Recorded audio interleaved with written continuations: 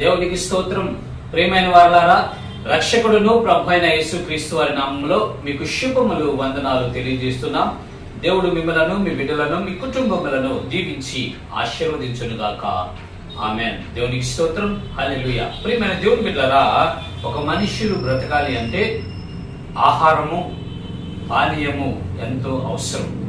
మంచి నీరు, ఆహారము ఉంటే ఆ మనిషి బ్రతకగలడు, జీవించగలడు. ఒక మనిషినే కాదండి, ఏ జంతువుకైనా, ఏ వృక్షానికైనా, ప్రాణం ఉన్న దేనికైనా సరే అది జీవించాలి అంటే ఆహారం అనేది చాలా అవసరం అండి. ఈ ఆహార సంపాదన కోసమే మనుష్యుడు అనేక రకాలుగా ప్రయత్నాలు, పనులు చేస్తూ ఉంటాడు.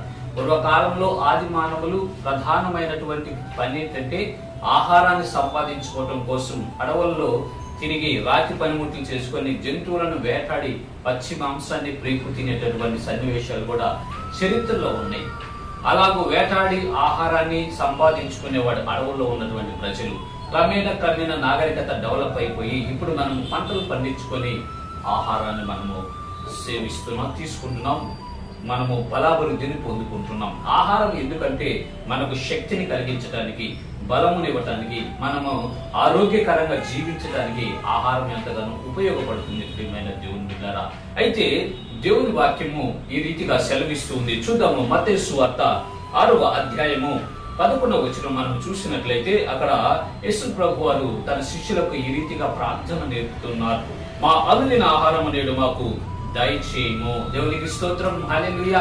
ప్రియమైన దేవుని బిడ్డలారా, మా అనుదిన ఆహారం మాకు దయచేయి ప్రభు అని మనము దేవునికి ప్రార్థన చేయాలి అని యేసుక్రీస్తు ప్రభు వారు సెలవిచ్చి ఉన్నారండి.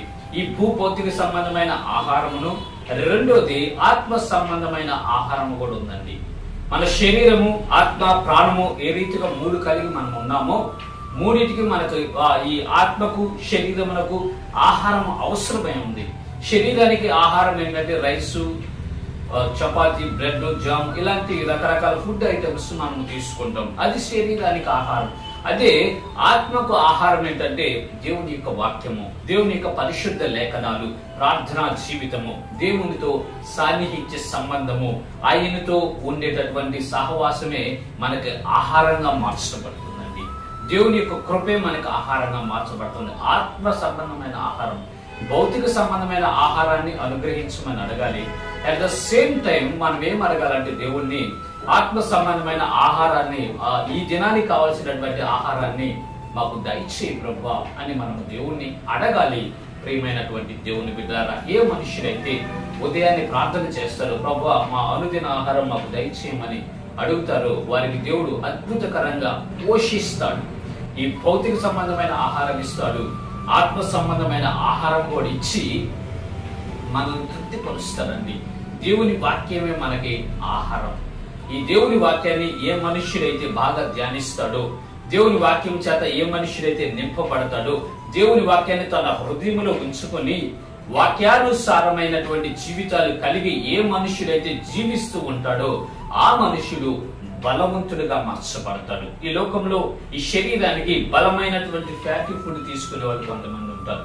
నియమం ప్రకారము, క్యాలరీస్ ప్రకారము, ప్రోటీన్స్ ప్రకారం, ఐరన్, మినరల్స్ లోపాలు లేకుండా మంచి ఆహారం తీసుకొని శరీరాన్ని మంచి ఆరోగ్యంగా ఉంచుకునే వాళ్ళు ఉంటారు. అదే విధంగా ఆత్మ కూడా బలంగా ఉండాలంటే, బలముగా ఆరోగ్యంగా ఉండాలంటే దేవుని యొక్క వాక్యము చేత మనము అనుదినము తృప్తిపరచబడతా ఉండాలి.